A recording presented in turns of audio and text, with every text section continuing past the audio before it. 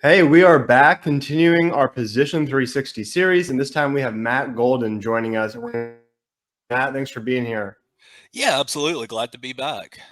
Yeah, so Matt, writer for Shaking the Southland and longtime host of the TigerNet podcast.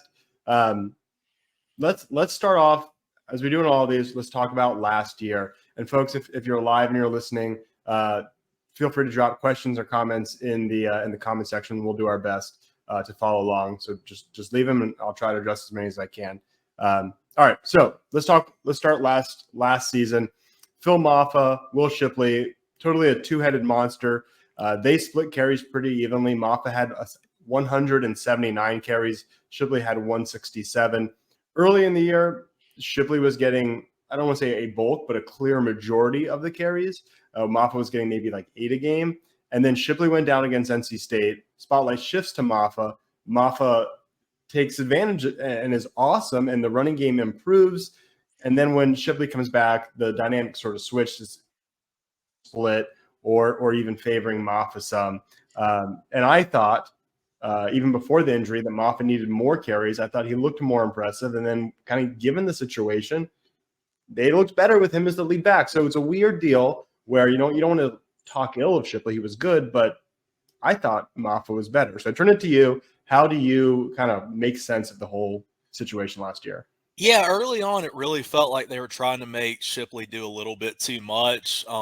Just not giving Mafah the carries we thought. And to give the coaching staff some credit, Mafah did have the big fumble against Duke that really kind of switched. That's really what kind of flipped that game and kind of put Duke ahead. So I absolutely can understand that, but it felt like early on, it was just trying to hammer Shipley a lot and not get with Mafah. And I felt really bad for Phil Mafah in the first part of the season because if people don't remember, after the 2022 season, there were some rumors about him that he might hit the transfer portal. A little unhappy with his carries, and he's a guy who I think starts at probably almost any other ACC school, probably starts at a lot of SEC schools. It would have made sense. And, decides to come back to Clemson. And I'm kind of sitting there like, did he make a mistake? Because he's a guy who's an NFL caliber, and he just was not getting the touches early on. Then, as you said, NC State, Shipley goes down, and Mafah has a huge game against Notre Dame, and that really sort of kind of shifts how we see that offense. Yeah, and I thought Mafah was the more explosive back. Of course, the Notre Dame game, he had 36 carries, 186 yards, 2 rushing touchdowns. But just on the year, Mafah averaged 5.4 yards per carry, finishing the year with 965 rushing yards, 13 touchdowns. And Shipley, he navigates traffic well, but he didn't have his first 30-yard run until November 11th against Georgia Tech. That's after the injury. He finished the year 5 yards a carry, a total of 827. What's interesting is I'm hearing that he is just crushing it in with the Philadelphia Eagles. But we didn't see that kind of game speed. So that was what was a little weird or surprising to me about last year. Yeah, I mean, I think we all kind of expected, a lot from Shipley last year because we'd seen it in the first 2 seasons at Clemson. He had been really good and just never seemed to quite get comfortable. So, yeah, I think he can absolutely be a huge value for the Eagles, in a certain role, but just never quite seemed to have everything going for him this past season for Clemson. Yeah, and so to kind of put a wrap on last season, in the bowl game, the Gator Bowl against Kentucky, very end of the game, hardly a good game at all. I mean, he kind of struggled, but he makes a great return on a kickoff return, and he gets hurt in the very last game. And he's a guy who didn't opt out; he came back, so that was a huge bummer. Luckily, it was something that didn't totally derail his offseason prep process. I know he had to do some rehab and it slowed him down, but luckily he still gets drafted. Obviously, Eagles 4th round. The other guys who had carries, scant carries, but Dominic Thomas and Keith Adams combined for 29. So really a two-headed monster. Not a lot of depth used behind those two. But Shipley to the Eagles. Dominic Thomas transfers, interestingly, to Georgia State. Their coach leaves to be a position coach at South Carolina, viewing that as an upgrade over the head coach of Georgia State. So then he turns around and transfers, and somehow he manages to go to Ole Miss, which seems like a ridiculous downgrade upgrade situation. So they're both gone. Keith Adams is back, but you also have David Jamame from Cobb County, Metro Atlanta, and he joins the team. I think he could provide some explosiveness. Your thoughts on just ins and outs before we sort of totally move over to looking ahead? Yeah. I mean, this year this is kind of Shipley's money year. This is his last go around at Clemson. He's going to be the guy, as you said. David Azumame can definitely support. Mafah's last year. Yeah, Mafah's the guy. Right. This is Phil Mafah's last year. Azumame can support. I'm excited about the potential of Jay Haynes and Jarvis Green, but it's really Mafah's kind of show to do, and he's going to have some games this year similar to that Notre Dame game where he's probably getting over 30 carries, and that may happen multiple times this year. And this is a real opportunity for him to make himself some money and work himself up into his draft position. Yeah, I'm a big Mafah fan. I mean, it's interesting. You mentioned the fumble against Duke, which in large part cost Clemson that game. So maybe they were a little shy to use him. But then Shipley had the exact same problem, most notably Miami. So both of them, but obviously Shipley is now that's for the Eagles to figure out. But for Mafah, we can't have those kind of fumbles. Too many fumbles from Klubnik and both running backs that killed the offense last year. That's got to get better. And Shipley wasn't great in pass blocking. Mafah was a little better, but still room to grow there. But as a pure runner, Mafah was just he was a star. So his PFF grade just for running the ball, 87.4, which is pretty elite. Once you're in the high 80s, that's elite. So as a pure runner, he's phenomenal. Now he's going to get the carries. I think I'm interested if you agree with this. I would say he is the most reliable weapon, and maybe the best weapon, but definitely the most reliable weapon on the Clemson offense. Oh, 100% agree with that. I think that, he's the guy that you know what you've got. Tyler Brown at wide receiver, very good, but he had some freshman games last year because he's young. He's young. Antonio Williams, again, star, but we have seen some injury issues. We know that Mafah. We know that when it going gets tough, you know what you've got in Phil Mafah, and I think game one in this Georgia game, feeding Mafah and him being able to be consistent and him not making mistakes and fumbling and limiting the opportunities for Cade to make mistakes is going to be, something that Clemson has to do if they want to have any idea of winning this game. Yeah, I agree. And that kind of touches on another subject, which we won't dive in too deep here, but if Clemson's offensive line can't run block, then this offense can't utilize their best player, and the whole thing kind of falls apart. The offensive line has to run block better. Otherwise, you're leaning on a passing game, and you're forgetting your best player. And Shipley, at least, was kind of the gadget guy who could hit on swing routes. And it's not that Mafah can't do that, but it feels to me like a little bit of a waste to use him that way. That's not where he's going to make his money. He really is going to be better is running in between tackles, running him off tackle, doing all that. But hey, that's why you bring in Matt Luke. That's why you're paying him the money you are, because your line was not getting it done last year to the point you expected, and now see what Matt Luke can do. See if we can see some improvement, because you're right. I think that if Clemson can't run the ball, everything else is just not going to go into place. Yeah. And so as I think about this position overall, I don't remember exactly where I ranked it. I put out a tweet that had sort of the positional rankings where I would put them. And I had running back, in the middle to kind of higher for the offense. And a lot of people said, well, look, man, they don't have a lot of depth after Mafah. What do you got? And we'll talk about that in a second. But to me, if our best player is a running back, they got to be pretty high. And, you saw what happened when they gave him all the carries when Shipley was out. They were awesome. So obviously the group as a whole gets worse with Shipley gone. There's no doubt about that. But the coaching staff now has to do what I think a lot of us wanted them to do earlier in the year last year. They have to lean heavily on their best players. So I think you got your best player getting the ball more. So perhaps in a weird roundabout way, the running back room is better.